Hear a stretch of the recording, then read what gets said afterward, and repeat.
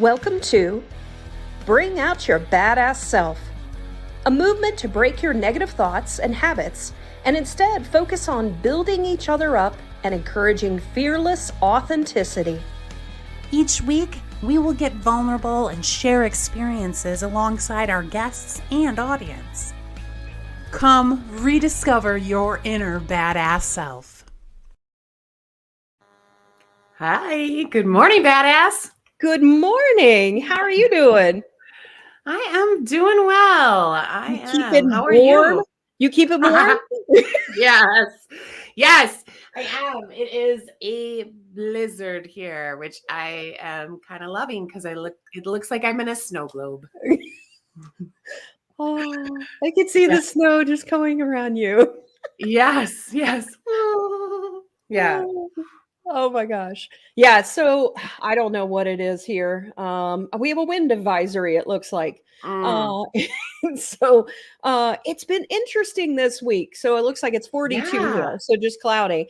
So everyone I've been talking to, we asked this question at our company meeting, just went around to everyone, and like we had someone in India that was, 70 degrees. And I think the warmest we said was in South Africa. And so then there were others that were, I don't know, -8 or -2. I can't remember in Colorado. And then you guys, everybody like storms brewing everywhere. There was snow, there were tropical storms. Someone was in Hawaii on vacation.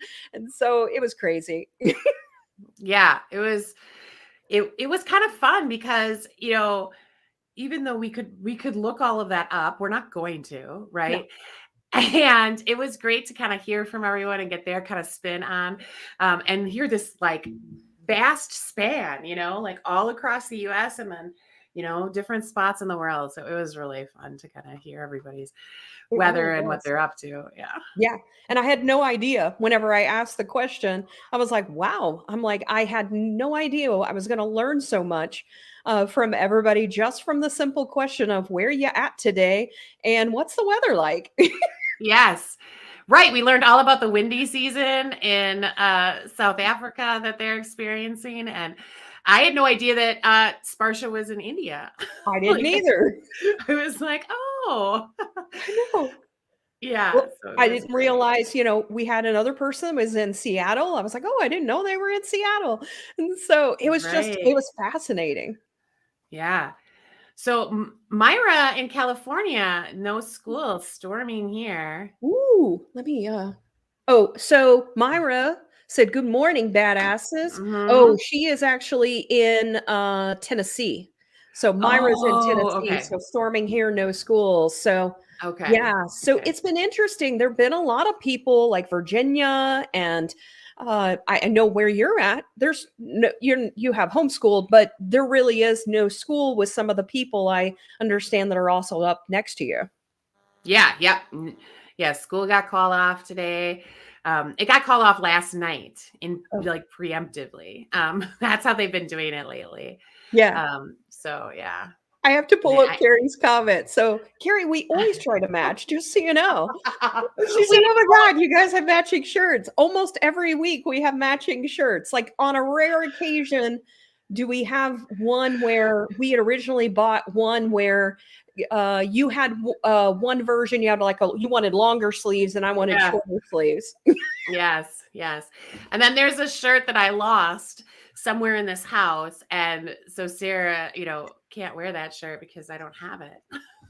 I have to find it yet. I know it didn't leave the house, but who knows? I think through the laundry system. Yep. Scary. No, every week. Go back and watch the ones you made. Watch ones that you were there for. That'd be funny. Oh my gosh. She'd be like, oh, they did have matching shirts. Even last week we had matching shirts. So, So, all right. So we have Stephanie joining us this morning. Good morning. Long time no see. So have you been communicating with Stephanie this week? No, I haven't seen her in a while. Have you? I haven't. It's been a while, Yeah. so I feel like it has been a long time. Yes. So Yes. We had a call. Stephanie and Kim and I do like a call quarterly to like just check in with each other yeah, and share any best practices. And honestly, most of the time it just ends up being chatting. But gotcha. you know, so Yeah. we had that like maybe right before Christmas or right after, right before, I think. So Yeah. So LinkedIn user, not sure who you are, but welcome. Morning, morning, they said. And so welcome. I also did want to let the group know that we have, if you're having issues making a comment, I wanted to let you know that we have finally figured it out. So I've been on other ones. And what we have narrowed down is if you're doing it from a desktop on LinkedIn, you won't have any problems. If you're trying to do it from your phone, for whatever reason, there's some type of glitch where sometimes you can't even make a comment. So it gets really frustrating. And sometimes when you make a comment, we don't even see it. So we don't see it until afterwards. So just know that we're not ignoring you. So if you are able to go to your desktop on LinkedIn or jump over to Facebook or YouTube, that's what I do a lot of times now is I'll just go to a different platform at this point. So I'm trying to report that to LinkedIn to let them know, like, fix this. Because it yeah, helps with interaction. People can chat with each other and things like that. So, right. yeah. Yeah. So Carrie said, "Good grief, I clearly need more coffee." Usually very aware. She said she's into it. That's and then Stephanie said she loves our talk. So, well, Yeah. let's get into today because I'm super excited. We have a lot to cover with today's guest. And so, her name is Kristen Green, but she also goes by Cate. And so I'm going to ask her, can I call her Kristen or Cate? Which would she prefer? And she is a nurse and also about to go into nurse coaching. So let's go ahead and bring her to the show. So, one second. Let's get things moved around. Welcome. Do you prefer Thank Kristen or do you prefer Cate? you. These days I'm really liking Cate. It's been with me for about a year now as a nickname that I got at work accidentally, and I love it. It really is short. It's spunky. It's fun. I like it. So Cate is awesome. Okay. It will be Yay! a little confusing today, so I might call you Kate with a K versus Kate with a C. So I might call you Kristen today just because that might be a little confusing for me. But so we'll play it by ear. Totally fine. I answer to whatever. Kristen, Christy, Kirsten, Goddess, Cate, whatever. You just put it in there. Ooh, I like that, goddess. Let's just call you goddess. Yes.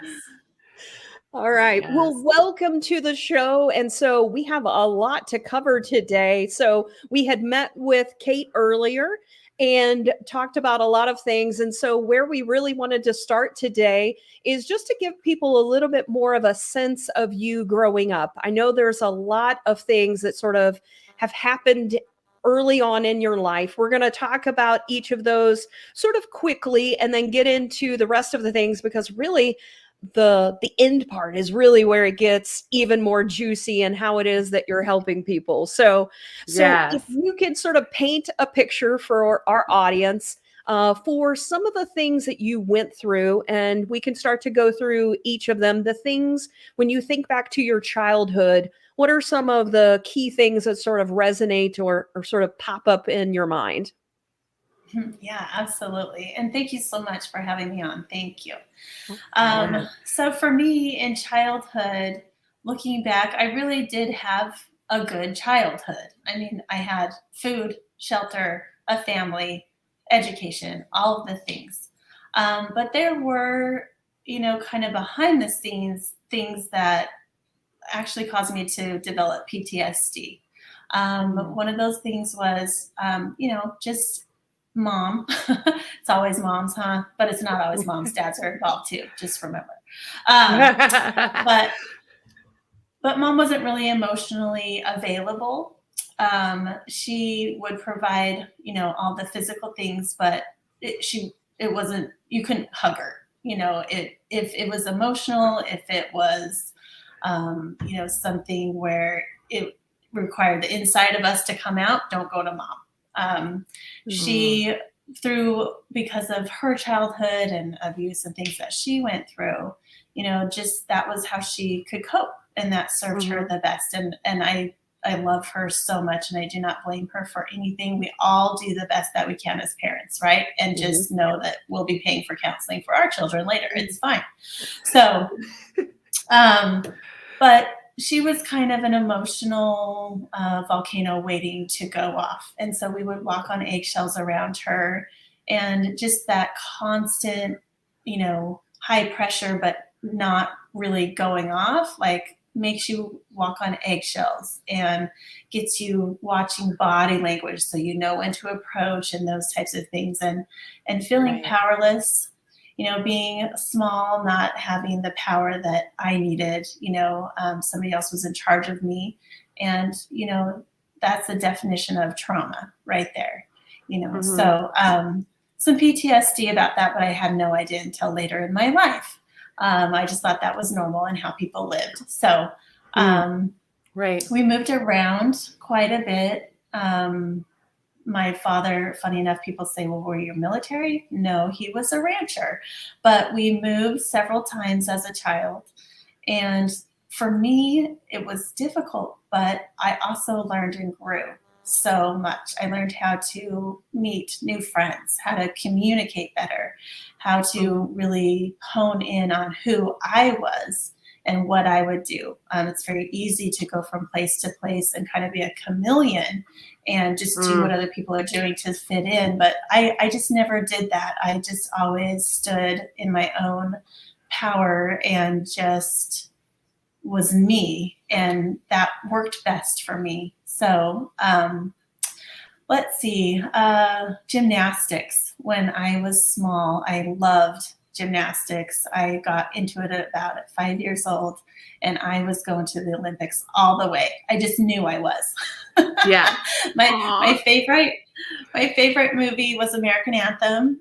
That'll date me, but if anyone remembers that, it's about, the gymnasts that were trying out for the Olympics and all the things. I played that on VHS constantly. And it was my first love. And I was actually, we moved in 4th grade from Alberta, Utah, tiny little town, to Cate, Wyoming, another little tiny town. But before I moved, I was actually doing power tumbling competitions, etc.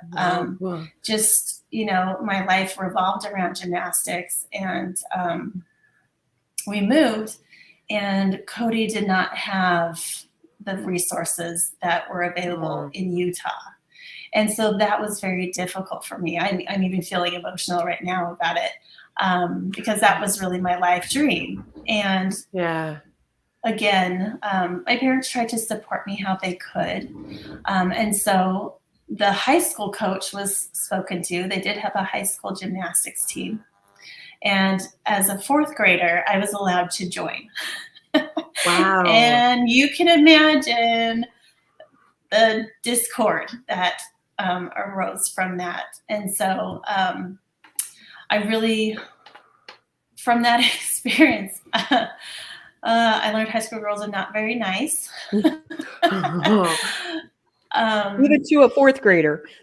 I was a 4th grader, and not only that, I was an early bloomer. So my chest size was also larger than most of them, and that was not okay. Right. And so, I stuck with it for several months, but in the end, I was just saying, I'm just being abused. People are saying awful things to me. I don't know that I can do this forever. And so I did go ahead and quit the team.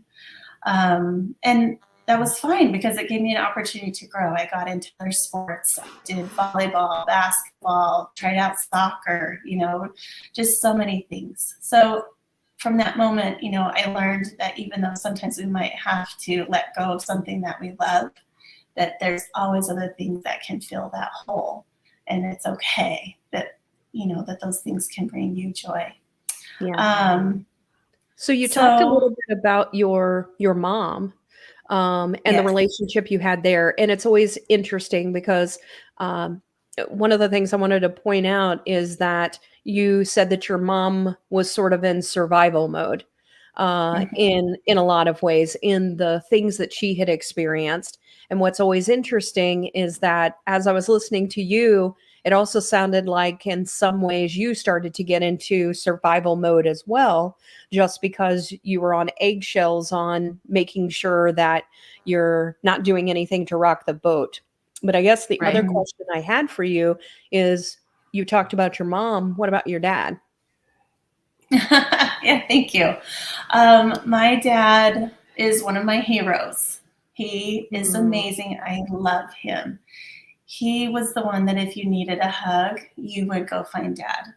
He worked crazy hours as a rancher. You know, he was out first thing in the morning and late back at night.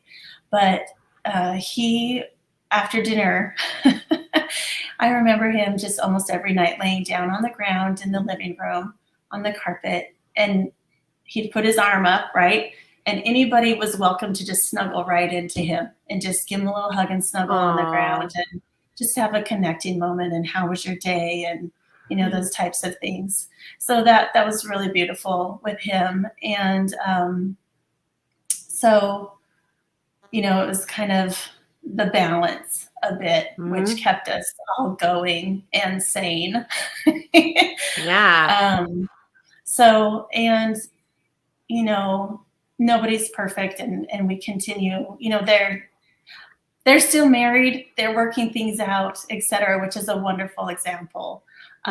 So like I said, I love them both, but if you needed the nurturing or the really like, Dad, I'm having a hard time, can you just help me out? It was Dad.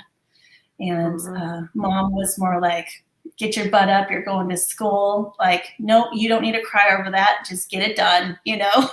So that was good. It's funny. I think that sometimes there's the opposites meet, because I think about my husband and he's not empathetic. He's not nurturing. Like when my daughter needs that, she comes to me. So I wonder sometimes that whether relationships, we tend to find that balance. Like we need someone to say, get up, you know, get your shit going. And then the other person going, okay, let's talk, you know, that type of thing. Cate, what about you? My parents were really unique in that way, I think. But there was this balance. It was more, they both were loving, and my mom wasn't as physical as my dad. My mom was an introvert, and my dad is an extrovert. So, and then because we're blended, my mom would talk about this experience of like, you know, all of a sudden having these additional two little kids, and we were young. And we were so touchy-feely, and she had come from this really introverted family where there wasn't a lot of that, you know, and she could just remember being like overwhelmed both physically and emotionally by it all. But and my dad was the one, like, if we needed a ride or we needed something, you know, like we could always ask him. And he's still that way as, you know, into adulthood, where my mom had like, she was a social worker, so she was giving a lot emotionally outside of the house, and she was very protective and had really good boundaries, which was an awesome example. But there would be times when we were a kid where I'd be like, so I'm going to go in, you know, I'm going to stay a little late at dance class tonight. Can you pick me up? And she'd be like, no, I'll be rewatching the Oprah show that I missed. Like, that is my time, you know? And I'd be like, okay, all right. I'll check in with Dad, you know, and I'd be like, yeah, you know, like, yeah. Wow. Yes. That's crazy. Yeah. Right. Or no, you can walk. It's only a mile. And I would be like, oh, fine. And then I would call my dad and he'd be like, I'll get you. Yeah. Yeah. I think we all have stories, you know, our parents have stories, we have stories, right. You know, but that's the thing about, I think, growing, isn't it? And so finding more about yourself. And so Cate, with the things that you've talked about so far, are there other things that sort of stand out about your childhood before we start to get into the next phase of your life? A pretty pivotal experience for me that I had in high school was I actually became America's National Teenager Miss Wyoming in 1995. I stumbled into this, really. The pageant's been going for a while, but apparently it was kind of an off year, and they didn't really have a pageant, an actual show up, do your thing pageant on the stage, but they wanted all 50 states represented at the national pageant. And so they sent letters out to high schools, et cetera, wherever people get their addresses. I don't know. So I got a letter saying, hey, would you like to try to be Miss Wyoming through this pageant? And they offered some money if you did win.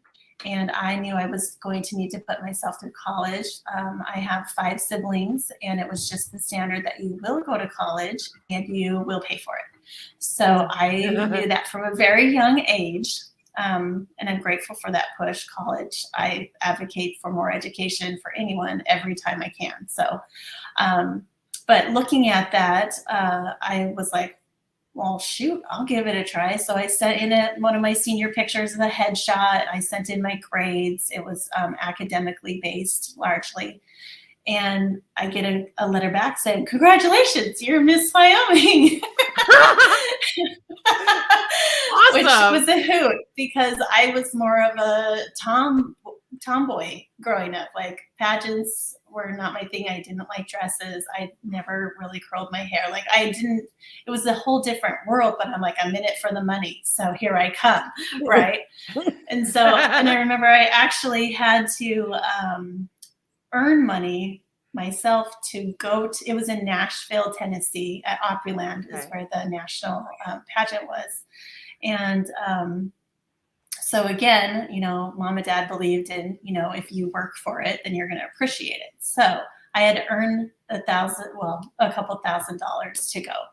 And this is, back in 1995, and that's a lot of money for a teenager, right? Yeah. And so I came up with the idea that I would go business to business to business in Cate and ask them to sponsor me.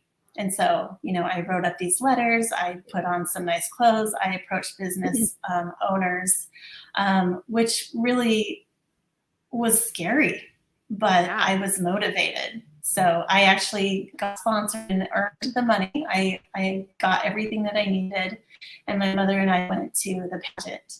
So this was a whole different beast that I've never experienced pageant life whatsoever, and neither had my mother. And ultimately what ended up happening when we got there was it kind of became about mom and the just kind of her issues were surfacing and whatnot. And basically it kind of switched. I became the adult of the in the situation where she was there to be my guardian, to watch over me, my parent. But because of the issues that were coming up for her, I suddenly was her parent. And that was really overwhelming for me in that situation. And just, being the peer pressure around you, everybody's, 20 pounds smaller than you are and beautiful and intelligent. And you're going, I didn't even, have a pageant. I'm kind of an imposter here, and having a lot of overwhelm and self-doubt, just, well, I'm crazy. Why am I here? And then my mom's freaking out. So this is all weird. So I remember the night in the hotel that she had gone to bed, and I went into the hotel bathroom and shut the door. And I am a spiritual person. I believe that God exists and that he knows me by name, that he loves me. And I got down on my knees and I just prayed my guts out. And I told him about all the things and how I was struggling and that I needed help. I didn't know what I was doing. And I will get emotional because at that moment on my knees in a random hotel bathroom, I felt God's love for me. And I felt him tell me that, Kristen, you are enough. just the way that you are. You're beautiful. You're doing what I need you to do, and I love you. And I felt just an amazing peace come over me. And I got up after several more minutes, and I was able to go to bed. And I slept well. And when I woke up in the morning, I still had this peace and this confidence that I had not ever had before in my life, about that it doesn't matter what anybody else says about me or how they look at me. I'm enough. I am. And that's a complete sentence. And so I was able to go forward with that pageant and complete it. It was a ton of fun, actually, in the end, once I could change my mindset, and actually got runner-up for the essay, the essay portion contest for my piece about why America was great. So that was fun. I didn't expect to even be acknowledged, but when they said I had won that, runner-up or whatnot, I was just like, oh my goodness, thank you to my English teacher. Thank you. So anyways, that was very pivotal for me, that moment. When I came home, my dad was talking with me, asking me about it. It was probably about a week later. Initially he asked me how it was, but about a week later, he just was sitting down with me and said, something's different about you, Kristen. You seem more confident, more self-assured. You were confident before, but there's a change in you. And it was pretty neat to just say, yeah, Dad, there has been. Yeah. Aw, thank you for sharing that experience. It was beautiful. It gave me chills. And I can completely understand why you got emotional. I mean, what an amazing thing to experience. I got emotional. Yeah. It's such a really, not only was it a pivotal moment, but it was a pivotal age, right? Mm-hmm. Like exactly. And it was this moment where you and your mom were together, and you were seeing kind of the real side of her. And so that's exactly what you needed, right, in that moment. And that's awesome. I really appreciate you sharing that with us. Yeah. Yeah, of course. So Carrie Thank added you for a comment. listening. Yeah, she said it's like the OG story from Miss Congeniality. So P.S. American Anthem with Mitch Gaylord, epic 80s film. So right. Yes, that's very funny. For that, Carrie. So we needed a little bit of a laugh. Yeah, that was basically me. But I didn't get the great, background people where they did my hair and the nails and all that. Like, I still had to figure out that myself. I'm like, do I wear dark tights or light tights? I don't know. I just. Oh my goodness. All right. So, at this point, you're in high school, correct? That's around high school time frame? Yeah, junior. About to graduate, start my senior year. Yeah. And so now let's talk a little bit about your growing up, you're becoming, beyond a young lady, you're becoming a woman, and maybe talk a little bit about the experience as you're growing up further and becoming a woman. Wonderful. I eventually did get into the college of my choice. And again, that was an interesting thing. I told my mother that I was going to apply to this certain college, and she just looked at me. She's like, "Are you sure? I don't think it'll work." I can't. Wow. I don't think you'll get it. And I took that as a challenge, right? I was like, yeah. Who are you to tell me what I can get into and what I can't? So I actually went ahead and applied and worked really hard on the application and was accepted. So I was like, take that, Mother. I'm going. Yeah. So got to college, had a great time in college, loved being on my own. In fact, it was almost Thanksgiving break. I had not called home one time. And for some reason, nobody called me. I'm not sure about that. I'm still wondering about that because I sent my daughter to college and called her like every day. So I'm not sure. Right. About that. But yeah, I it was then, and you didn't have cell phones, right? Still, I had a phone landline on the wall in my apartment, and it never rang from my mother. No, or my dad. I don't know. Yeah, she's out of the nest. She's doing fine. It's fine. Right. We did so, it. They were just confident in you. or sick of kids. I mean, they did have 6, so like, oh goodness. They're like so, one of them's gone. Yeah. Yeah. I literally was calling, and I was in Utah. They lived in Wyoming. I'm like, Mom, how am I coming home for Thanksgiving? And she's like, nice of you to finally call. I'm like, okay. It goes 2 ways. Right. Anyways. At least one of us called. Right. I know. Apparently long distance was too much for us back then. I don't know. Yep. So eventually I began as a business major and thought that I was just going to, be amazing in that sphere. And I had, again, a very pivotal moment where I was in a lecture, big giant hall, and actually the professor who taught that particular class volunteered his time. He was a very successful businessman, and I think they pay him like $1 to be on the staff, and he volunteers his time. So he came in that day, and he just, got to the little pulpit thing, the speaker, whatever, and just basically said, guys, I want to talk to you for a minute. And we're like, oh no, and he says, if you're in this room only because you think that this major will make you money, you need to go. You need to leave. And I was like, oh, he's looking right at me. And he, and he further explained, he says, look, it doesn't work. If you're not passionate about what you're doing, if you don't truly believe in the job or the vocation that you're doing, you will be unhappy.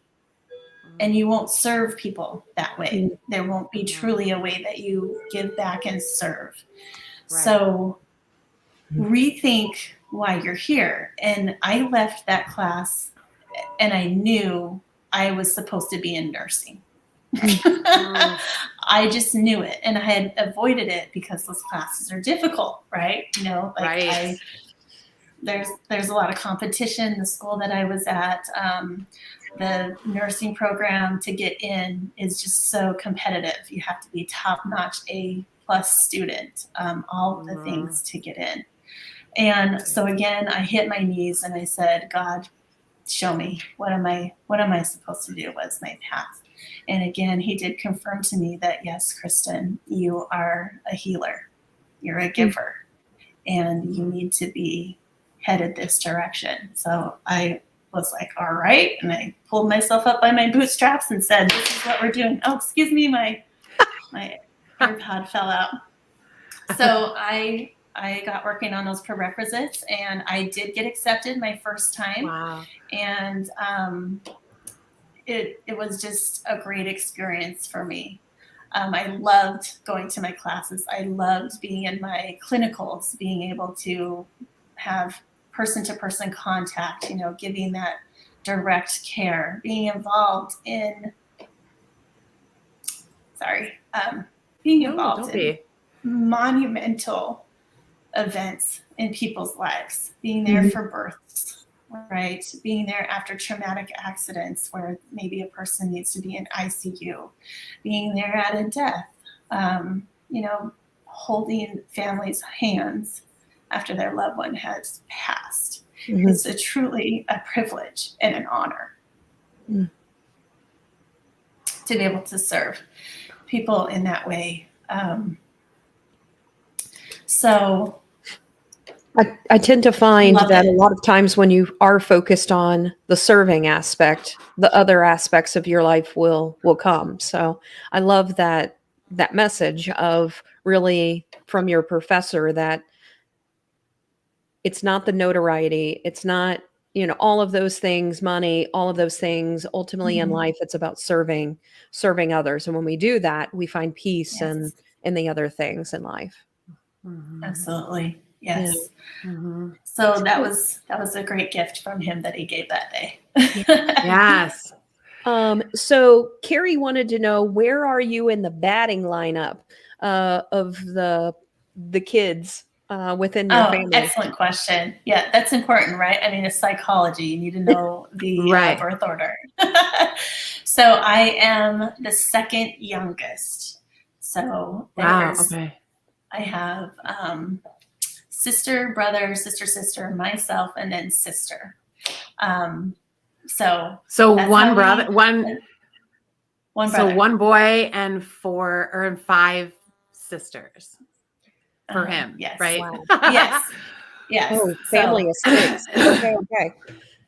When you said 5 yeah. earlier, I was thinking 5 kids, but it's 5 siblings. And so, Oh, Yes. excuse me, 5 siblings. yeah, Yes. yeah. Mm. Okay. So, and that is an interesting thing too. As part of my childhood, I would back up and say, because of the things that mom was dealing with and being in survival mode, actually my second sister kind of became my mom, and my little sister and I became kind of her children, which is not a healthy way, to be living your childhood, but that's kind of, we formed our own little family unit, and we're very, very close. And, that has had effects into our later life that we've needed to, unravel and understand. But still, they're my best friends. Those 2 sisters. I love all my sisters, all my family, but they're my best friends. So Carrie resonates with you. She says she's one of 6 too, and only one boy. So, girlfriend, all right. Yes. Nice. all right. So let's talk a little bit. So you get married later on in life. Can you talk a little bit about that experience and all the things that unfold during that time frame? Of course. So I am a member of the Church of Jesus Christ of Latter-day Saints. A lot of people will identify that as LDS, and sometimes we are called Mormon. We do prefer the LDS, but in the LDS faith, families are a big deal, so the role and calling of mother and father are respected.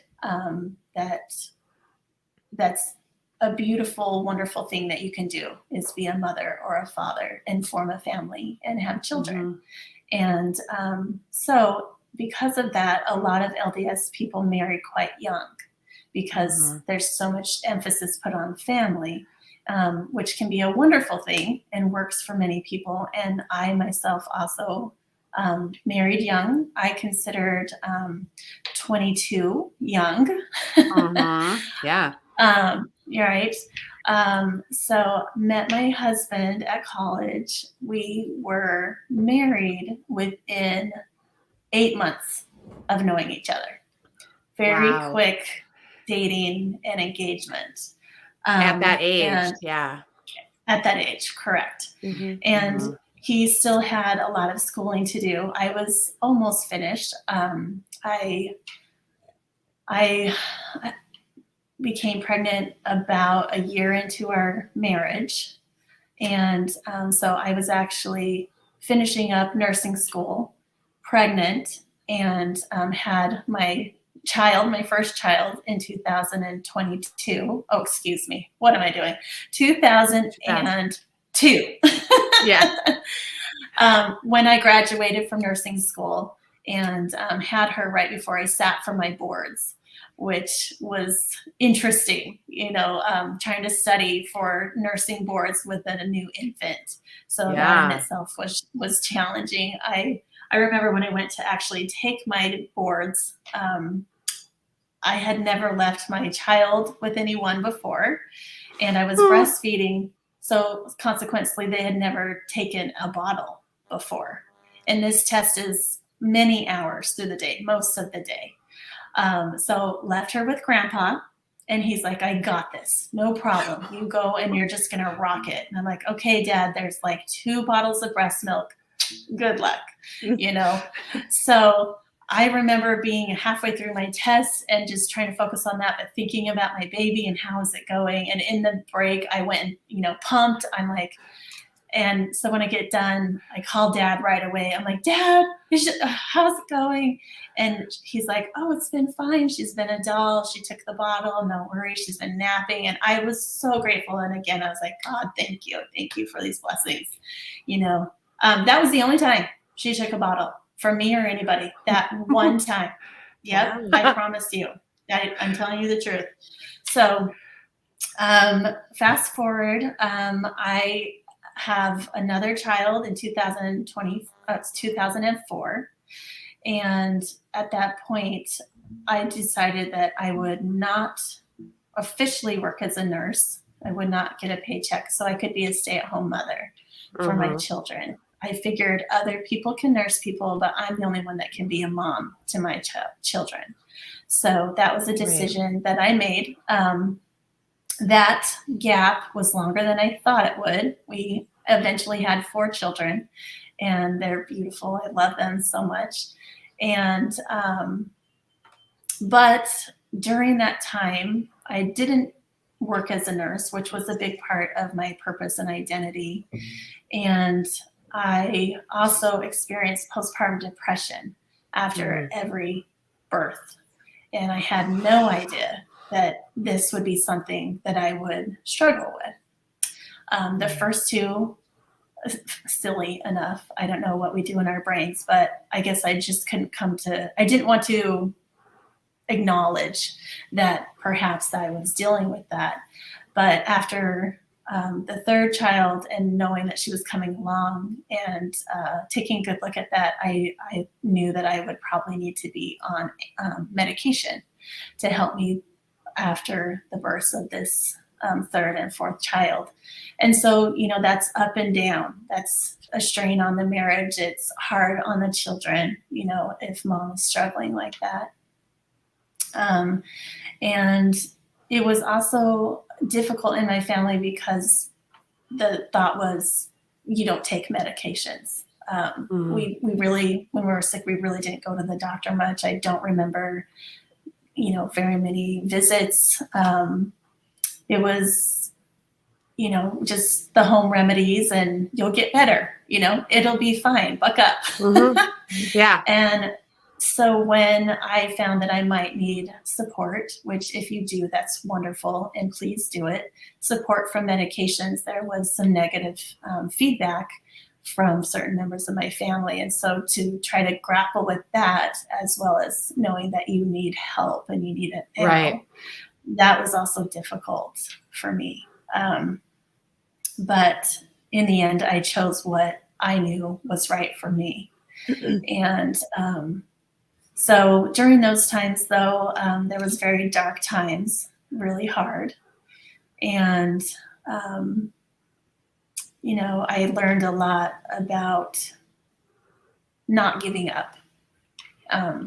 Always that tomorrow's going to be a new day. There's going to be a new sun. It's a fresh start. And it is a way to wake up and be awesome each day. And just, there's no other choice, right? That you just are going to keep going. You have these beautiful blessings in your life, these beautiful children, a husband, that, the sun is gorgeous. I love the sun, and that it's going to be okay, that you'll get through, even though it's really, really hard and it sucks. So, where do I want to go with that? So fast forward, and had some life changes happen. I found out after being married and dedicated and a stay-at-home mother, 19 years into our marriage, my husband let me know about some activities that had been happening since we were married that he hadn't been involved in, and my world shattered. Absolutely shattered. My trust in him was destroyed. And really, it was like somebody took my snow globe and shook it and turned it back upside down. I didn't know what was true. I didn't know what I could believe. This person that was my companion had been managing my perspective of him for 19 years. And realizing the disrespect that was shown to me, the trust, the deception, the secrecy, the lies, I just had to take time and really think about what it is that I wanted, and could I forgive, or could I get over this, or could I get the trust back? And at first, I, was trying to do what we might call the good Christian thing. And I was trying to be very forgiving and supportive and loving and, being all in, doing what I could. And again, still like dedicated. Absolutely. Yeah. But while I was doing that, I was also shoving my feelings and ignoring them and not processing them. So there became a point where I came down with major depression. Yeah. Again. And it was the worst that I'd ever experienced it. I got to a point. And you had confided in your church as well. Yes. I confided in my church. I went to my church for guidance, and I found out some things. I should have been treated differently and things should have been handled differently, in my opinion. In our faith, when something is amiss and we've committed a sin or whatnot, we do, if it's large enough, we take that to our bishop and discuss that with him and begin a repentance process if people want to. And he had spoken with several bishops over the years, and not one of them had said, please go home and discuss this with your wife. We can't move forward until you've been honest with your wife. It was something that affected our marriage covenant, our marriage promise. And no one, I felt, stuck up for me, that was a resource for me, that advocated for me. And that was extremely hurtful. Yeah. Extremely hurtful, both on, my husband's part, that he never shared with me until 19 years later. And also that people who, are supposed to be like my shepherd, really didn't have my back in this. And I've always had my church's back, always. So that made me very angry. And I had to, start also examining those things. So it brought up a lot of questions for me. So I can imagine through that, there's a lot of betrayal in that, not only betrayal from your husband, but also betrayal in he divulged this information to your church, and then they didn't encourage him to come clean. So then it just continued. Yes. Yeah. In effect. Yeah. Yes. And so, you were like caught in this web of patriarchy, right? Where, you weren't valued as a human because of your sex, right? Because he was a man, and because in their eyes, he was probably doing the right thing by coming to them, or, but they isolated him like as though he was in a vacuum, right? And then like you and your children, the effect that his behaviors were having on the rest of you, you guys were just kind of left behind. That's awful. I'm really sorry that happened to you. Yeah, and it was extremely hurtful. Yeah, and I think the thing that we also have to think about is when those things happen. So keep in mind that spirituality is something that we can hold. So a lot of times we associate religion to doing something for us or doing something against us. And therefore, we then lose our faith, a part of that. And that is something Mhm. you also struggled with, is because when you associate religion and spirituality and faith together and then that betrays you, then you Mhm. start to question your Your your beliefs, spirituality. yeah. Yes. So for me, I am still deeply spiritual. And like I said before, I know that there is a God and that he knows me and that he loves me. We can call this God, universe or source, however you think of it, is wonderful. But for me, there is a God, and I've never wavered in that faith. So while I have questions and concerns and grievances in general about the church, Mm-hmm. Jesus and I are good. We're tight. We're good. I like that, So, because that's not always how people look at it. Is sometimes mhm, they start to question spirituality altogether. And I can tell you that I'm in that bucket. So I mhm, saw things that people did and it started to make me really question religion. uh-huh, But I've always considered myself spiritual, but makes you question the other thing. And so I think the key point here is that you had this spirituality, you had your connection with God mhm, still within absolutely. you. And it doesn't mean that other people won't make mistakes. That Right. shouldn't shake your belief in who you are, to your higher self, to source, to God, whatever that is. Everybody's fallible. So I think that's the biggest thing that I want people to sort of take away, Yeah. is that people with religion may do bad things. That doesn't mean that, that you still can't have the connection with Yeah. source. Mhm. Your individual relationship. Absolutely. Yeah. Yes, absolutely.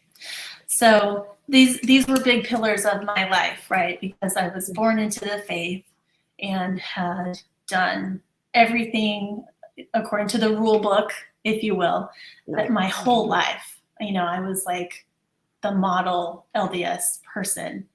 And so when I learned that my one rock, my husband, was not really who I thought, and our relationship was not really how I believed it was. Mhm. And then my other rock, my religion, was not quite what I thought it was. That this is the big reason why my world shattered and came apart, Yeah. and I had to really start, re-examining things for myself. So long story short, I did need to go to a residential care facility. It was very different than what you might imagine to help get over my depression. And I will stop there and say the depression, not my depression, because I did not want to own it. I don't want it. This is a mind switch that I made, Yes. that if it's not serving me, why would I say it's mine? I don't want it. Mhm. I don't need it. So I had to switch my mind to think about the depression or the anxiety, right? Very key point for me in healing and getting better. So I did. So just to kind of paint the picture, at my lowest point, I was 230 pounds. I really didn't have any energy. I forced myself to get up every day and take a walk, get fresh air, and call somebody. Doing all those, things that we tick off that should help depression, eating well. But because I became unable to sleep at night for several months, my counselor put me on quite a bit of anti-depression and anti-anxiety medications, getting into the benzos, etc. And at the worst time of it, I was on 11 different medications, having gone from really like taking nothing within the space of a couple months, being on 11 different medications that truly were not helping me. I still wasn't sleeping. And I was having all these side effects. Sorry. Right? It's just so ridiculous. Right? And that's what I came to. I remember taking a walk one morning. I just had my pajamas on and a coat. And there's a little, nature walkway we're fortunate to have in our neighborhood. And I remember being so tired and so full of pain and just so depressed that I remember thinking, this is it. I'm going to die right here on this sidewalk. I'm going to fall over into the bushes, and I just hope someone finds me. You were just at the end. I was. Rock bottom. I absolutely was. So I made it home, and I got home and I sat on the couch, and it just came to me that I'm dying. I'm leaving my children either way, whether I make that happen myself or it just happens because my body gives out. And do I want that? And it was a moment where I just had to sit there and look at that really in the face. And I decided, no, I absolutely want to live. And I'm sick of surviving. I want to thrive. And I want that for me. And I want that for my children. And I will absolutely do anything I need to do that. And so I began Googling residential treatment places that day. And thank heavens, I don't even know why, but one came across the Google feed, whatever, an advertisement for a place called Alternative to Meds Center. And I got researching it, and their take was basically you need to be off of your medications that as much as possible, that your body needs to detox, that you need to be speaking to counselors, you need to be incorporating natural herbs, things like this into your life. This is how you heal. And at that point, I didn't want to be on all the medications that I was on. And it looked very different than what I was seeing from all the other places. Their modality of healing, they were including massage and Reiki and, music classes and horse therapy and all of these things. And it really resonated with me because I have also been raised in the holistic thought pattern of wellness and healing and prevention. And so I called them up. I got the information. It was during COVID, right? So we're just starting. This is 2020, and we're in the middle of COVID deep. And they had a spot for me. I was able to go. We made that decision that I would go, and it was the hardest thing that I had ever done in my life.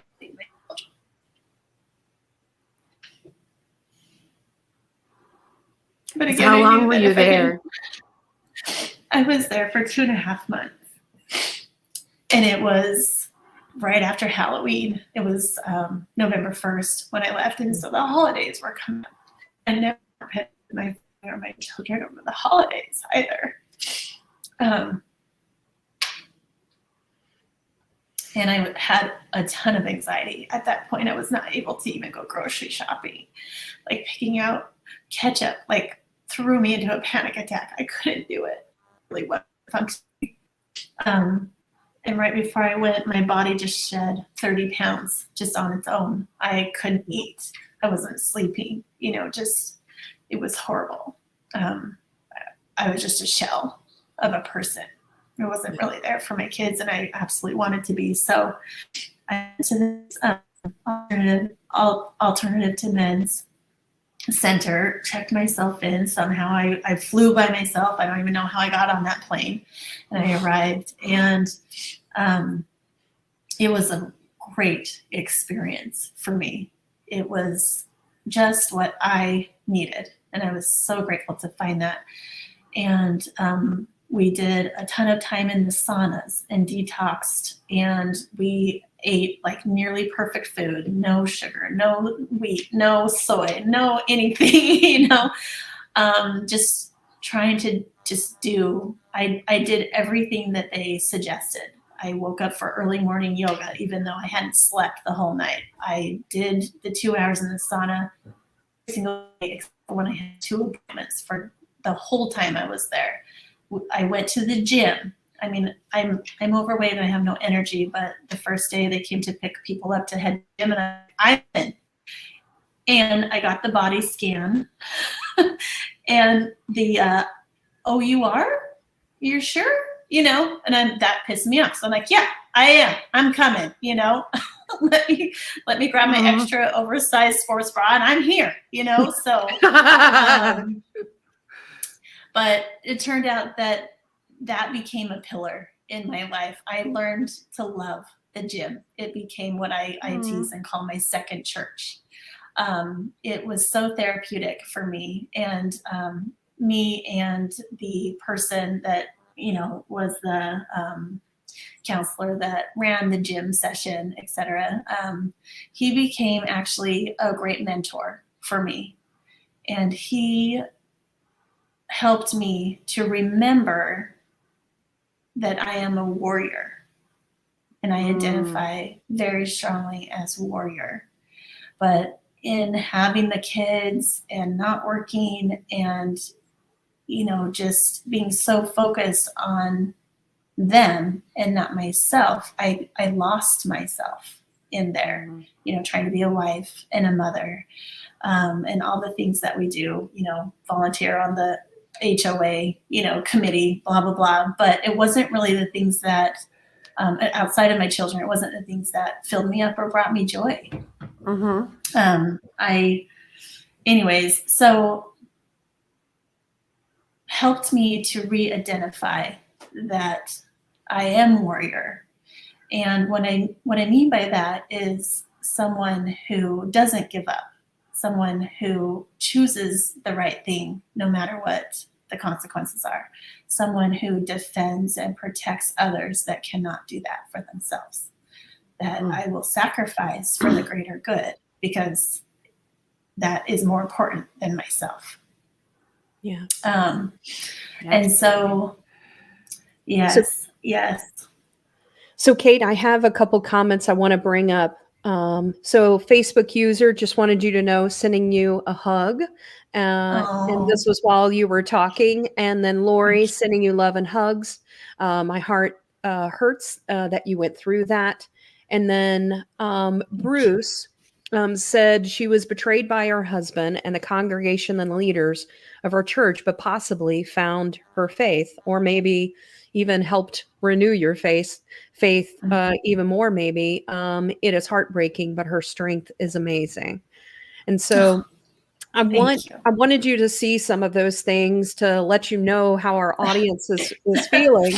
And then there's just a whole host of other things that we haven't even gotten into. So I want to quickly touch upon what you do for a living now, and then where you're going.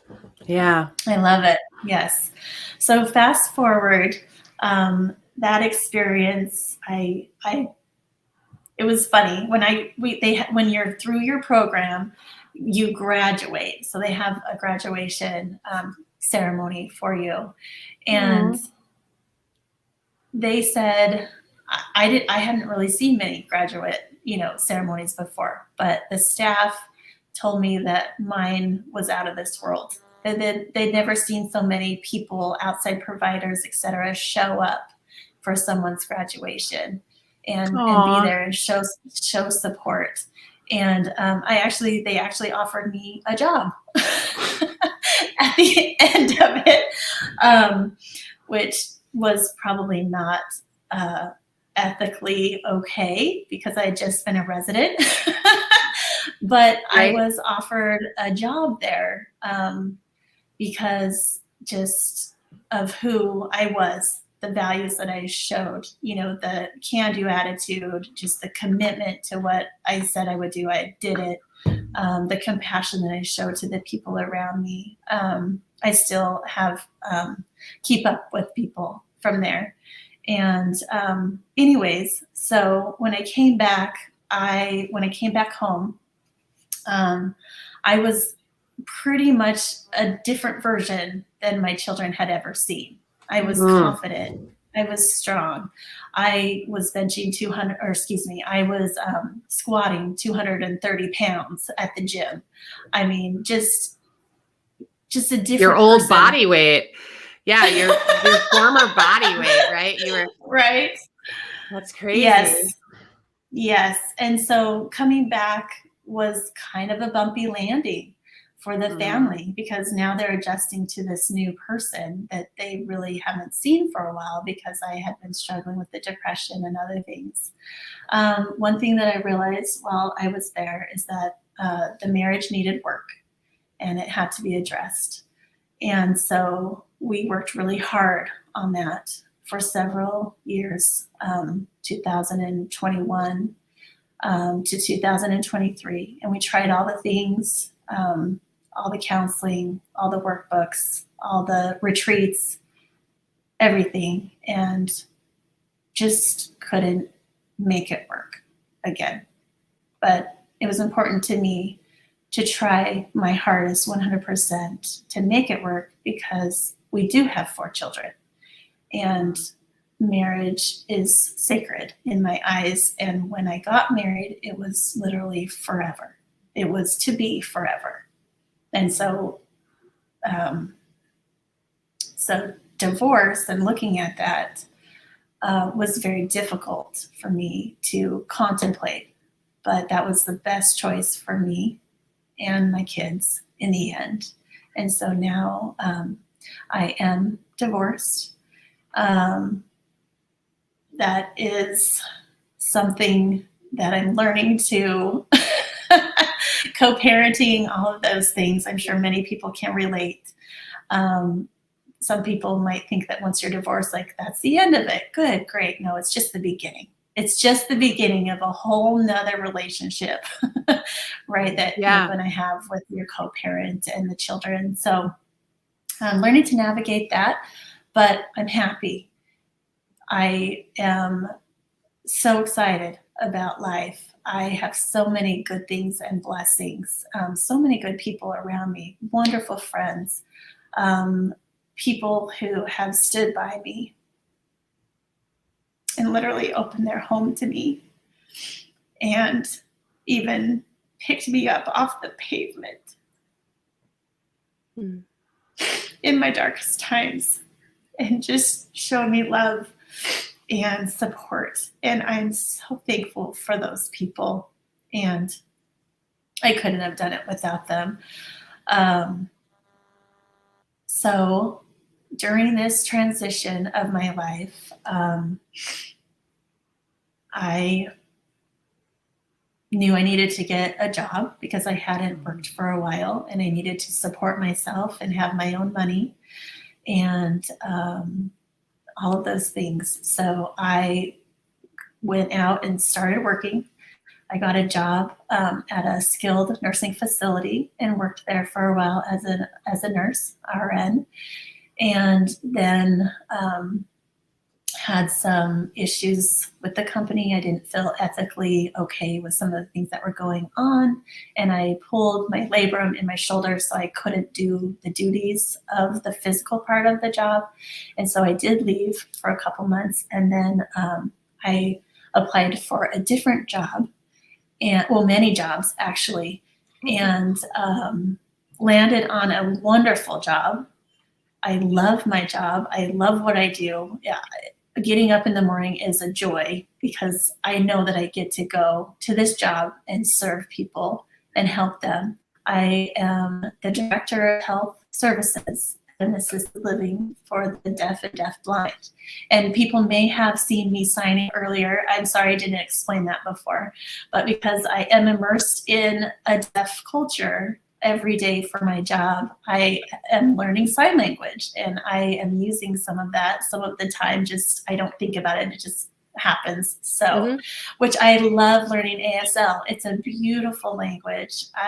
It's just so interesting to me, and learning about the deaf culture, I love it.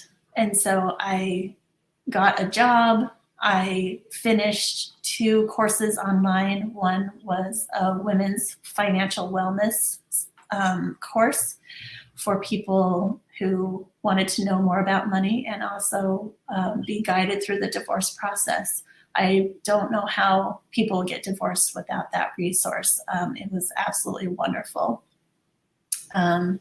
So had that support, and I also got through I started a nurse. Okay, so here it is. Sorry, I'm gonna back up. So in doing all of this, I also found a wonderful course. It's called Transformative Nurse Coaching. And when I heard nursing and coaching, I was like, where do I sign up? Because I have always been an advocate for people and looking at the potential in them. I was on the soccer team in high school, started into that late. I wasn't as good as everyone else. I was like a sophomore, junior. And I literally, my senior year got asked to be on the soccer team because I was such a great cheerleader from the bench.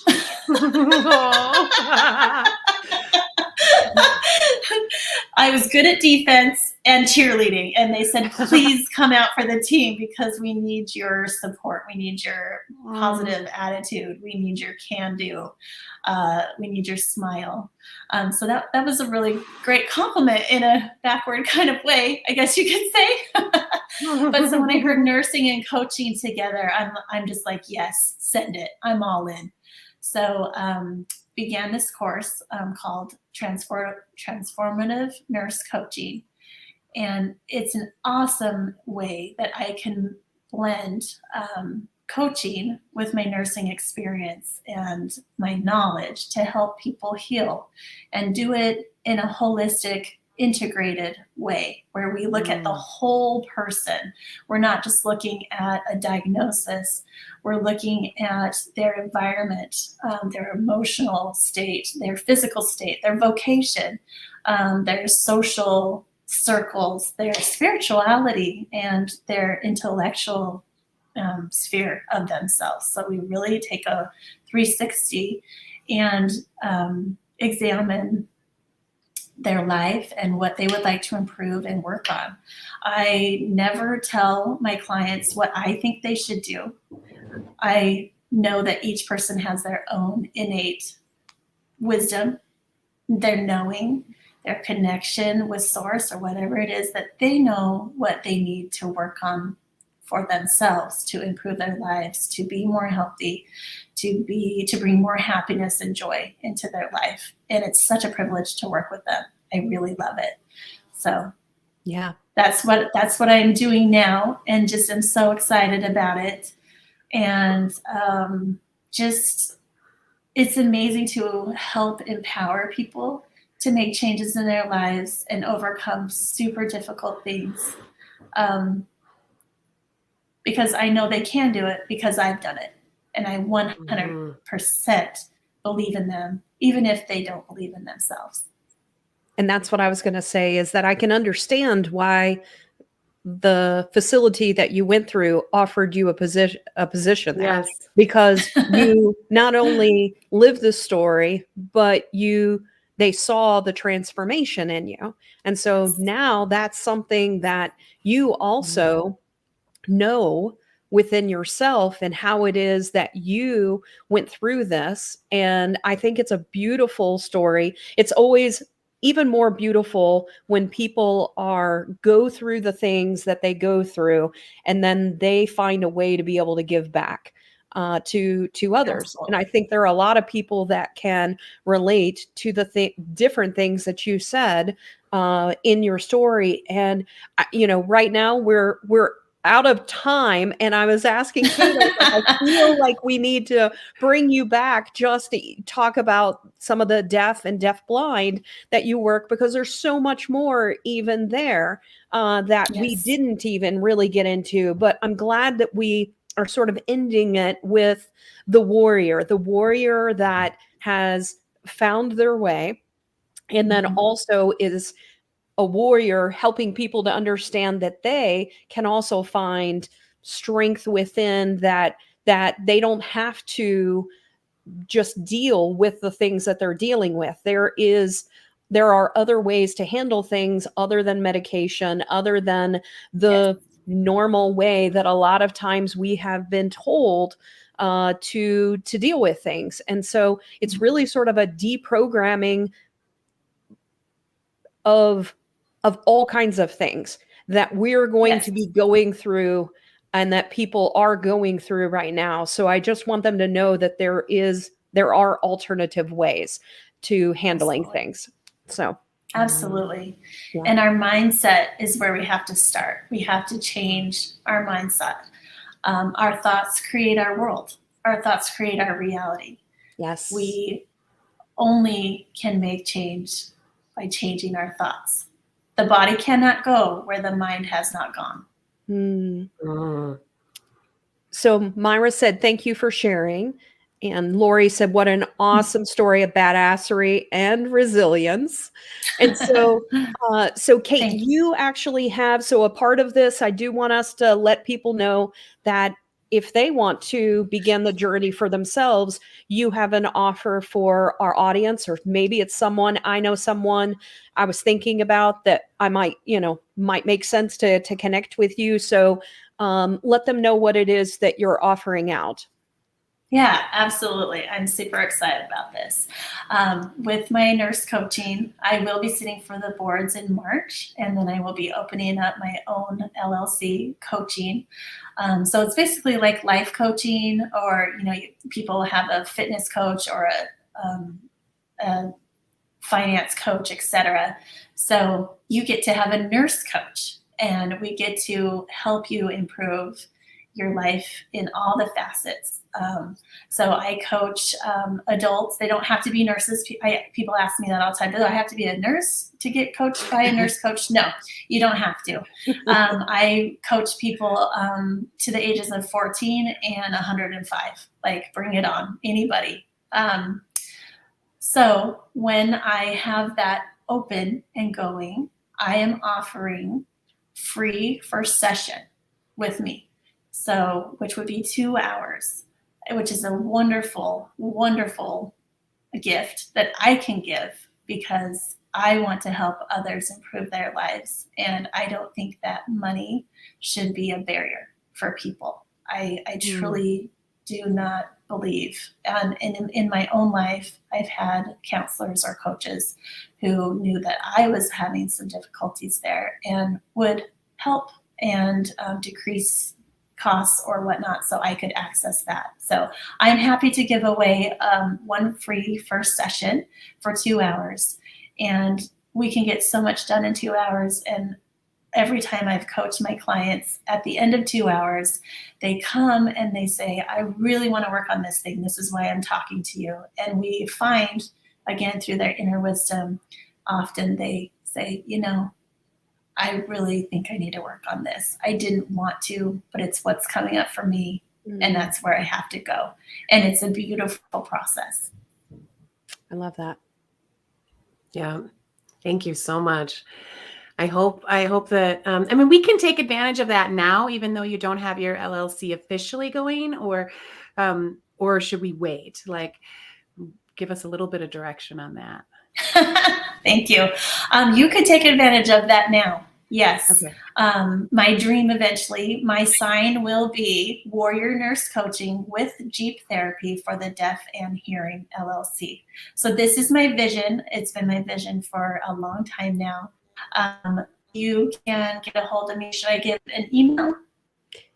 Yes. So we'll have information that we want to post on this. And so if you send that to us, then we'll post that out on the best way for people to connect with you. Absolutely. Yes. So please reach out to me now, and I'm going to have that business going within months. So you can do that and reach out with me. Sorry, reach out to me then as well. Okay. Perfect. Amazing. Well, a very emotional episode today, and I knew it was going to be, but I honestly didn't realize how emotional it was going to be, and all the ups and downs of the episode. So thank you so Yes. much for being vulnerable and Absolutely. letting us see further into your life and how it is that you have become the warrior that you also want to help others be. Yes. We have to keep moving forward. There's no other choice. That's where our growth happens. That's where the joy is. That's where the reward is. So we have to just keep moving forward. I love it. Cate, do I you do want to too. end us for today? Yeah. So we have talked over, the course of doing these episodes, we've talked with so many people that are strong. What I really love about you, Cate Kristen Green, is that you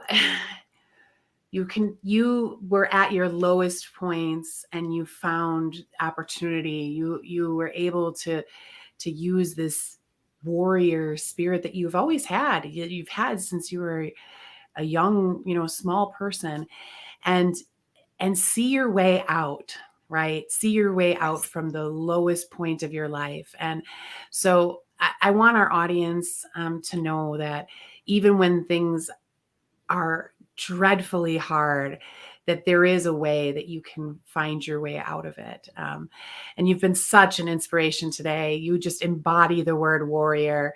Mm-hmm. I'm just getting to know you, but I'm absolutely fucking thrilled for you that you are here and that you're giving your gifts and that you share and you're so vulnerable and so real, but also such a living example of a servant leader that is here to inspire us. So thank you so much. Thank you. Thank you very much. I loved being here. Thank you. Yes. Thank you. And Cate and I both agree that we should have you on and focus on the deaf community because we think that there's more of a story to also tell in there. But I think today was what it needed to be. And so I think that we'll be looking at circling back with you and maybe further on also seeing where you're at in your journey becoming the warrior nurse coaching and talking a little bit more about the Jeep therapy and things like that you're doing with it as well. Yes. That's really fun. That's really exciting. Yeah. Okay. All right. Well, thank you. I would love to. Thank you so much. Thank you to our audience for joining us and staying late with us. And, Cate, I look forward to an amazing weekend and then connecting again with you next week. And so, again, thank you, Cate, for joining us. And everybody have a wonderful weekend.